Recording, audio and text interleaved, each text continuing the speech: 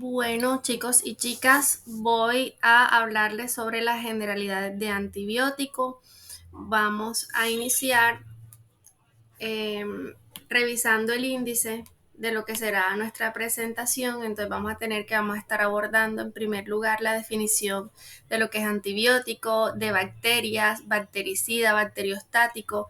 Vamos a estar hablando de las estructuras y características que tienen las bacterias gram positivas, las bacterias gram negativas, las clasificaciones de los antibióticos y específicamente vamos a entrar de lleno a la clasificación según el mecanismo de acción. Vamos a estar abordando acerca de los inhibidores de la síntesis de pared, alteración en la membrana citoplasmática, inhibiciones de la síntesis de proteínas, interferencia en la síntesis de ARN y ADN y en la inhibición de las vías metabólicas. Entonces, antes de entrar de lleno al tema, me gustaría hablarles acerca de un poco de la historia de los antibióticos. Pues esto no es un tema nuevo, este es un tema que se remonta a la antigüedad con el uso de diferentes sustancias, por ejemplo, la miel, el vino, moho, diferentes minerales. Las personas las utilizaban y las ponían en las heridas y estos fueron los primeros antimicrobianos. Pues luego de un estudio se dieron cuenta que muchas de esas sustancias sí funcionaban como antimicrobianos. Alrededor de 1908 tenemos a Paul Ehrlich, el cual introduce el término de quimioterapia. Él descubre Salvarsan, que es el tratamiento, se empezó a utilizar en ese entonces tratamiento para la sífilis. En 1928 tenemos al científico Alexander Fleming, que es el señor que tenemos en la imagen. Él hizo un importante descubrimiento, descubrió accidentalmente la penicilina.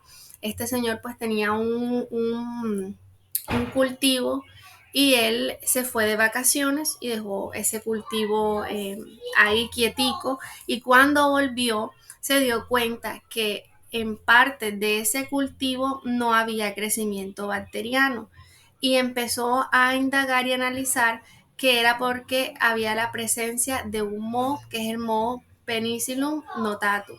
Entonces, de allí ya él empezó a, a darse cuenta que funcionaba como un antibiótico. Sin embargo, no empezó su uso clínico de manera inmediata. En 1932, Gerard Domal también desarrolla las sulfamidas, que estas fueron las primeras usadas para una infección en un bebé que estaba grave en 1933. En 1939, Selman Wakeman define la palabra antibiótico. Él decía pues que venía de anti-vida y empezó a referirse a esto como una sustancia natural que inhibía microbios, es decir, un microbio que inhibía otro microbio, es decir, de manera natural. En 1940 se empezó ya el uso clínico de la penicilina con éxito en infecciones graves. Algo muy importante es que en 1942 en Estados Unidos la penicilina fue administrada en una mujer que tenía una sepsis producto, pues esa mujer estaba en su posparto, y esto marcó importante en la medicina y en el estudio de los antibióticos. Pues para la década de 1940 y 1950 se empezaron a crear y aparecer muchos más antibióticos. Más de 150 antibióticos fueron descubiertos y pues hubo aquí toda esta revolución médica. Y en la actualidad tenemos que con la aparición de los antibióticos, de más antibióticos, fueron apareciendo la resistencia bacteriana, y esto es un verdadero reto para los científicos, pues porque este amenaza la efectividad de los antibióticos. Entonces, ahora sí, hablando de los conceptos de antibiótico, tenemos que esta es una sustancia química que puede ser pues también natural, sintética o semisintética, y este va a tener la capacidad de inhibir el crecimiento bacteriano o de eliminar microorganismos. Entonces este hace alusión o actúa específicamente en las bacterias. Porque es importante que nosotros conozcamos el tema de antibióticos y el uso correcto de estos, Pues porque haciéndolo de esta manera, un buen uso o un uso racional de los antibióticos, vamos a prevenir la resistencia bacteriana o a disminuir la misma. Mantiene entonces esa eficacia de los antibióticos, va a reducir efectos adversos y complicaciones. También, por supuesto, va a disminuir los costos y la estadía de esos pacientes a nivel eh, de salud pública y garantiza un tratamiento adecuado. Entonces, aquí podemos rescatar unos conceptos o unas palabras claves que son bacteria, bactericida y bacteriostático. Entonces, vamos a ver a qué hacen referencia. En esta imagen podemos mirar de manera general a qué se refieren estos términos. Aquí tenemos unas bacterias muy felices porque no tienen presencia de antibióticos. ¿Cómo te va? Y podemos observar aquí al lado una bacteria que está herida. Entonces aquí podemos mirar que este hace referencia a bacteriostático. Y al lado de esta tenemos una bacteria que está muerta y esta hace referencia a bactericida. Entonces, ¿qué son los bacteriostáticos? Son aquellos antibióticos que se van a encargar de la inhibición del crecimiento de la célula bacteriana. Característicos de esto, su acción es reversible y va a depender mucho del sistema inmune del paciente o del huésped. Estos van a estar inhibiendo, por ejemplo, o unos ejemplos de estos son los que inhiben la síntesis proteica, los 50S como los anfenicoles, macrólidos, lincosamidas y los 30S como por ejemplo las tetraciclinas. También en este grupo vamos a tener los que inhiben el ácido fólico como las sulfamidas. Ahora, ¿qué son los bactericidas? Son aquellos antibióticos que por el contrario se van a encargar de la destrucción de la célula bacteriana. Su acción, a diferencia del otro, va a ser irreversible y no va a depender del sistema inmunológico del huésped, puesto que este va a actuar directamente a nivel de la bacteria. ¿Cuáles tenemos aquí? Aquí vamos a tener a los que inhiben la pared celular, como los beta-lactámicos, a los que dañan el ADN, como la esquinolona, el metronidazol, y los que afectan la membrana, como la daptomicina. Las bacterias son microorganismos que son unicelulares procariotas, ellas no poseen núcleo, presentan un tamaño bastante pequeño, alrededor de 0,1 a 10 micrómetros de diámetro. Algunas especies pueden vivir en condiciones que son realmente extremas, tanto de temperatura como presión. Y de eso va a depender mucho también la morfología y parte de la estructura de esta, que más adelante vamos a revisar. Gran parte se encuentra en el organismo, hace parte de nuestra flora y no producen ningún daño. Y también, pues, por otra parte tenemos esas bacterias que son agentes causales de numerosas enfermedades. Las bacterias van a tener diferentes morfologías, pueden ser cocos, bacilos, espirilo, espiroqueta. Ejemplo de estos son, por ejemplo, en los cocos tenemos los diplococos, que tenemos el Streptococcus pneumoniae, tenemos el Streptococcus pyogenes, tenemos pueden ser tetrados, pueden ser en forma de zarcina.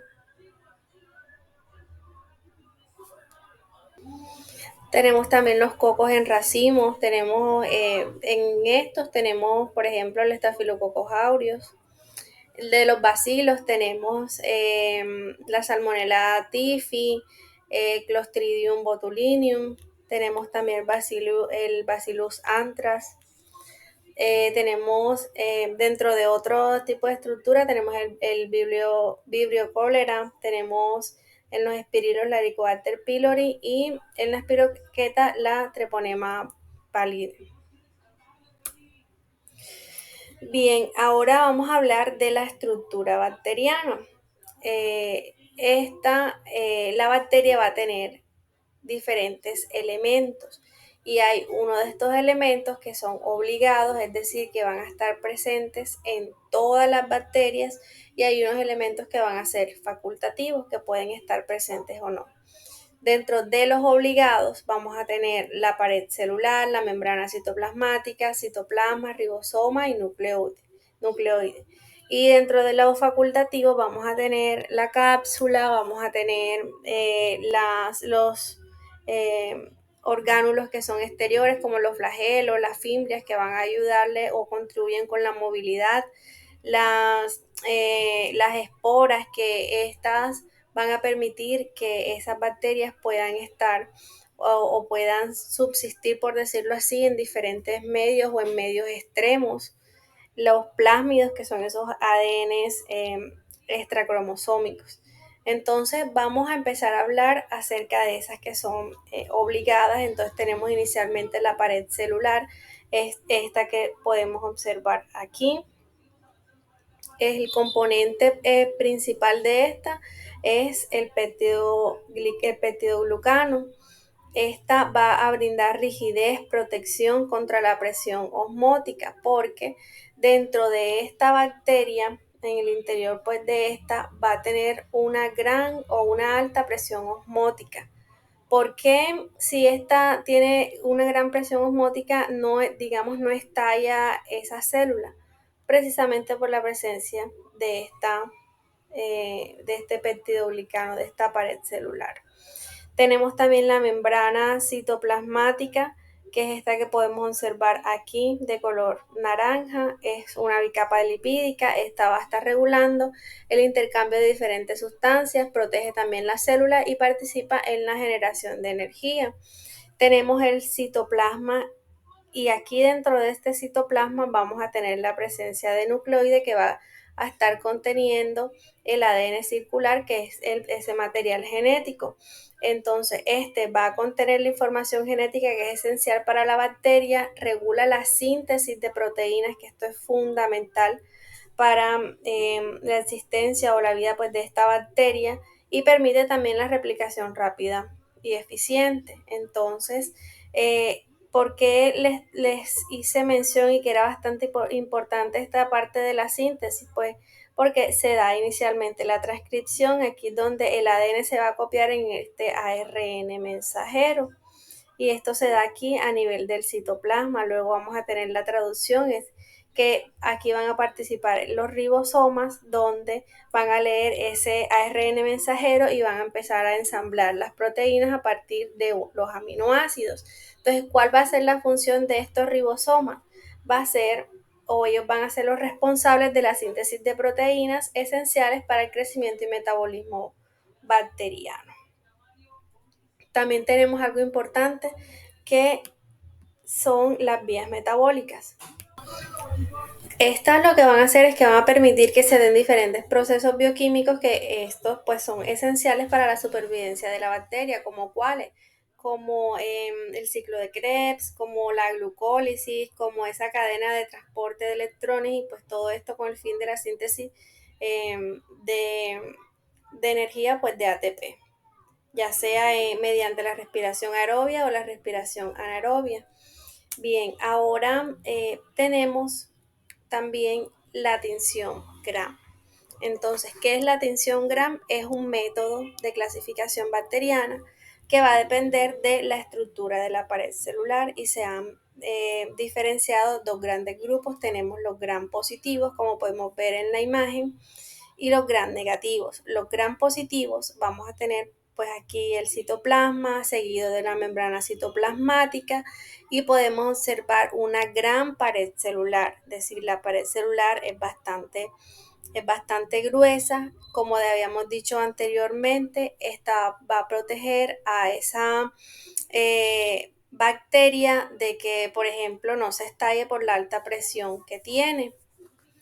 Y tenemos la Gram negativa, que aquí podemos observar nuevamente el citoplasma, la membrana citoplasmática, y a diferencia de la Gram positiva, podemos ver el tamaño de esa pared celular, que es bastante reducido.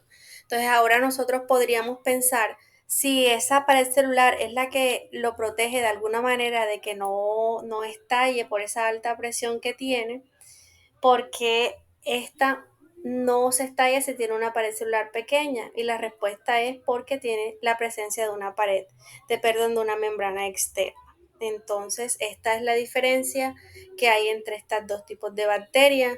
En cuanto a su coloración, las gram positivas se van a teñir de un color violeta y las gram positivas de un color violeta y las gram negativas de un color rojo o rosado. ¿Para qué me sirve a mí conocerla o saber de qué tipo es la bacteria que tiene, por ejemplo, mi paciente? Porque me va a permitir un diagnóstico rápido de infecciones, va a ser una guía también para la selección de antibióticos y es, digamos, como una identificación preliminar de bacterias en muestras clínicas, y esto se hace habitualmente, que el bacteriólogo reporta esa, el GRAM para ir instaurando un tratamiento en el paciente mientras se termina se termina ese crecimiento bacteriano. Ejemplos de bacterias gram positivas tenemos Clostridium botulinum, tenemos el Staphylococcus aureus, tenemos el Streptococcus pneumonitis, tenemos Staphylococcus pyogenes. Dentro de las bacterias gram negativas vamos a tener a la Neisseria meningitidis, vamos a tener el Treponema pallidum, a la Escherichia coli, Helicobacter pylori, Vibrio cholera, entre otros.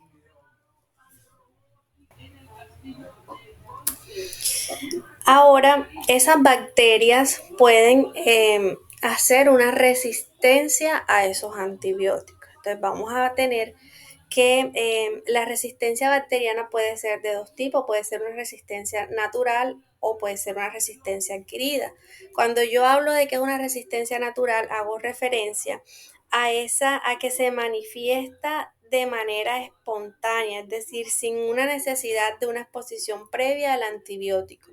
Y la adquirida es el tipo de resistencia bacteriana más frecuente, y esto ocurre cuando una cepa de una especie bacteriana desarrolla resistencia. Entonces, ¿esto por cómo puede suceder? Puede suceder por mutaciones, por modificación de la secuencia de bases de cromosoma o por incorporación de nuevos genes. Vamos entonces acá a los ejemplos. Entonces tenemos por ejemplo, la transformación, que acá es cuando una célula que va a ser la donadora se lisa. Esta entonces va a liberar diferentes genes, dentro de ellos, por ejemplo, la gen de resistencia a antibióticos, y vamos a tener la célula aceptora que va a captar ese ADN que está libre. Tenemos la transducción, que vamos a tener la célula donadora que es infectada, y ese virus que por error va a aportar ese ADN bacteriano y ingresa a la célula pues receptora. Y tenemos la conjugación, que aquí los genes se van a transferir a través de un pelo conjugativo, perdón. Ahora, también pues tenemos diferentes mecanismos de resistencia antibiótica. Tenemos la inactivación enzimática, que acá lo podemos observar del antibiótico. Algunas bacterias van a producir enzimas que van a modificar o van a destruir a los antibióticos antes de que estos antibióticos puedan tener su efecto. Por ejemplo, vamos a tener las beta-lactamasas, que estas enzimas van a hidrolizar irreversiblemente el enlace amida del núcleo beta-lactámico de los antibióticos, transformándolo en unos compuestos inactivos. Tenemos también alteración del sitio de acción.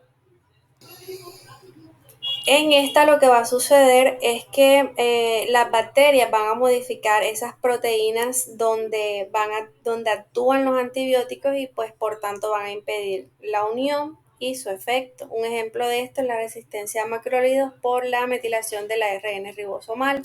También tenemos las bombas de flujo, que estas bombas las tienen algunas bacterias, y lo que va a hacer es que ellas van a estar expulsando activamente al antibiótico fuera de esta célula. y esto lo que hace es que va a reducir esa concentración intracelular y evitar efectos porque no va a cumplir con esa concentración mínima inhibitoria. Y tenemos también la disminución de la permeabilidad. Esto es a nivel de la membrana celular, donde están presentes unas porinas. Estas porinas pueden disminuir su expresión o estas porinas pueden tener estenosis, es decir, disminuir su tamaño y va a evitar la entrada entonces de los antibióticos. Esto es bastante común en las gram negativas. Tenemos también la adquisición de genes de resistencia, lo que habíamos dicho al inicio, que algunas bacterias van a obtener genes de resistencia mediante la transferencia horizontal, que es la conjugación, la transformación y la transducción. Y esto pues va a permitir entonces que se compartan esos mecanismos de resistencia entre especies. Tenemos también el antibiograma, que el antibiograma es esa prueba microbiológica que se va a realizar para determinar qué tan susceptible es una bacteria a ciertos grupos de antibióticos. Entonces existen diferentes mecanismos o métodos para realizar este antibiograma, sin embargo, por los costos y por la disponibilidad, el más utilizado es el método de Kirby-Bauer, también conocido como difusión en disco. ¿Cómo se realiza este? Este se realiza mediante un sembrado del inocuo, es decir, de estas bacterias en un medio de cultivo de Müller-Hipton. Estos posteriormente se van a colocar unos discos pequeños que van a estar impregnados con antibióticos.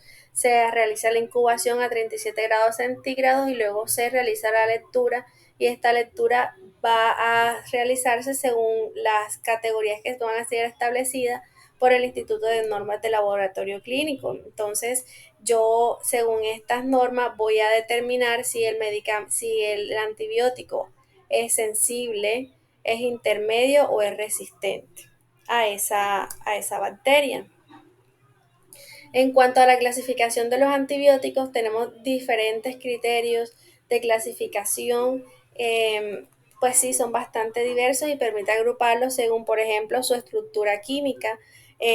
Aquí, pues los antibióticos se van a agrupar en familias que tienen propiedades generales similares, como por ejemplo los betalactámicos, donde tenemos las penicilinas, los aminoglucósidos, donde tenemos la streptomicina, los macrólidos, las tetraciclinas, las sulfamidas y pues así sucesivamente. También se pueden clasificar según su espectro de actividad. Entonces aquí va a ser muy importante la relación del número de especies sobre la que estos antibióticos pueden actuar. Entonces yo voy a tener antibióticos de amplio espectro, que estos van a ser eficaces contra un gran número de bacterias. Aquí vamos a tener las gram positivas y las gram negativas. Un ejemplo de esto es el carbapenem, que es potente, de amplio espectro y es ideal para infecciones intraabdominales. ¿Por qué coloco el ejemplo de las infecciones intraabdominales? Pues porque aquí podemos tener diferentes bacterias, puedo tener gram positivas, gram negativas, aerobias, anaerobias. Y la decisión del uso de estos de amplio espectro va a depender muchísimo del lugar donde nosotros estemos, por la disponibilidad, el juicio clínico también del médico y pues las guías de práctica. Y vamos a tener también los antibióticos de espectros reducidos. Estos van a ser eficaces solo contra familias específicas de bacterias, como por ejemplo tenemos el metronidazol, que es solo para bacterias anaerobias. Tenemos también la clasificación que habíamos mencionado al inicio, que son bactericidas y bacteriostáticos, y según el origen, si son naturales, que van a ser producidos por microorganismos, por ejemplo la penicilina, que es producida por el hongo Penicillium en su ciclo de crecimiento, que era el que yo les comentaba al inicio, de que fue un descubrimiento accidental. También otro ejemplo es la streptomicina, que es producida por la bacteria del suelo Streptomyces griseus. Tenemos los semisintéticos, que estos son modificados químicamente. Un ejemplo es la amoxicilina. Tenemos los sintéticos, que son pues creados completamente en laboratorio. Un ejemplo de estos son las fluoroquinolonas. Y tenemos la clasificación según el mecanismo de acción, que es en el cual nosotros vamos a ir profundizando y abordando cada uno de estos. Entonces tenemos según su mecanismo de acción a los inhibidores de la síntesis de pared celular, a la alteración de la función de la membrana celular, a los que inhiben la síntesis proteica, a los inhibidores de la síntesis o función de ácidos nucleicos, y también vamos a tener a los inhibidores de la síntesis de metabolitos esenciales. Entonces vamos a continuar hablando acerca de cada uno de ellos, iniciando con los inhibidores de la síntesis de pared celular.